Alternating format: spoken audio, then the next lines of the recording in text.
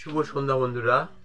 আজ প্রায় 4 দিন বিরতির পর আবারও এসেছি আরো নতুন একটি আপডেট নিয়ে আপনাদের জন্য। কেমন আছেন আপনারা সবাই?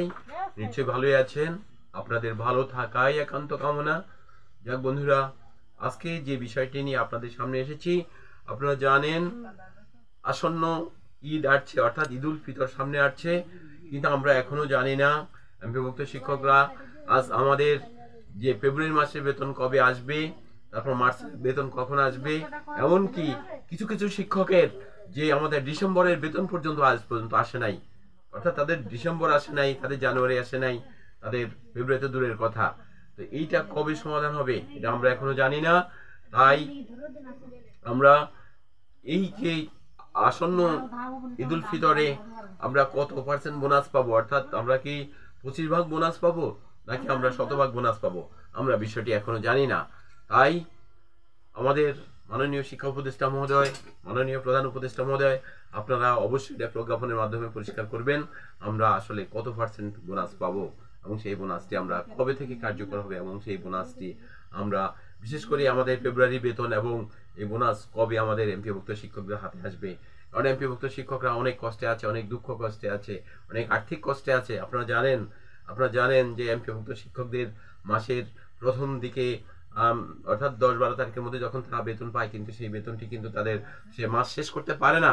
অর্থাৎ তাদের যে পাওনাদার থাকে, অর্থাৎ তাদের প্রতিটি দোকানে তাদের বকেয়া থাকে, তাদের ব্যাংকে লোন থাকে, সেই টাকাটি পরিশোধ করতে করতে শেষ পর্যন্ত তাদের হাতে আর টাকা থাকে না।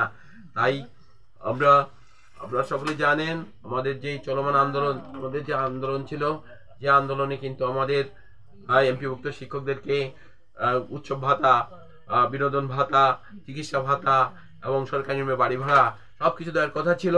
আমরা জানি এটা আসন্ন ঈদুল আজহা থেকে কার্যকর হবে, কিন্তু কিভাবে কার্যকর হবে আর তার এখন পর্যন্ত সুনির্দিষ্ট কোনো প্রজ্ঞাপন আমরা পাই নাই। তাই আমার এই ভিডিও বার্তার মাধ্যমে আমি 6.5 লক্ষ এমপিভুক্ত শিক্ষকদের পক্ষ থেকে আমি বলবো যে মাননীয় শিক্ষা উপদেষ্টা মহোদয়, আপনি যিনি নতুন শিক্ষা উপদেষ্টা হিসেবে আছেন, আপনি অবশ্যই বিষয়টি প্রজ্ঞাপন দিয়ে আমাদেরকে পরিষ্কার করবেন এবং আসন্ন ঈদ উল ফিতরের পূর্বেই 100% উৎসব ভাতা দিয়ে এমপিভুক্ত শিক্ষকদের দুঃখ কষ্ট লাঘব করবেন এবং তারাও যেন অন্যান্য চাকুরিজীবীদের মতো একই দেশে মানে এত বৈষম্য থাকতে পারে না, কেউ 100% বোনাস পাবে, কেউ শিখি বোনাস পাবে, এটা হতে পারে না।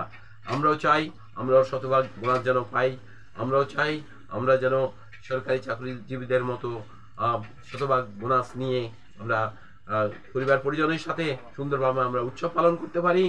এই আশাবাদ ব্যক্ত করে আবারও আমার 6.5 লক্ষ এমপিভুক্ত শিক্ষক বন্ধুদের সকলের মঙ্গল কামনা করে আজকের মতো এখানে শেষ করলাম। সবাইকে ধন্যবাদ, ভালো থাকবেন সবাই।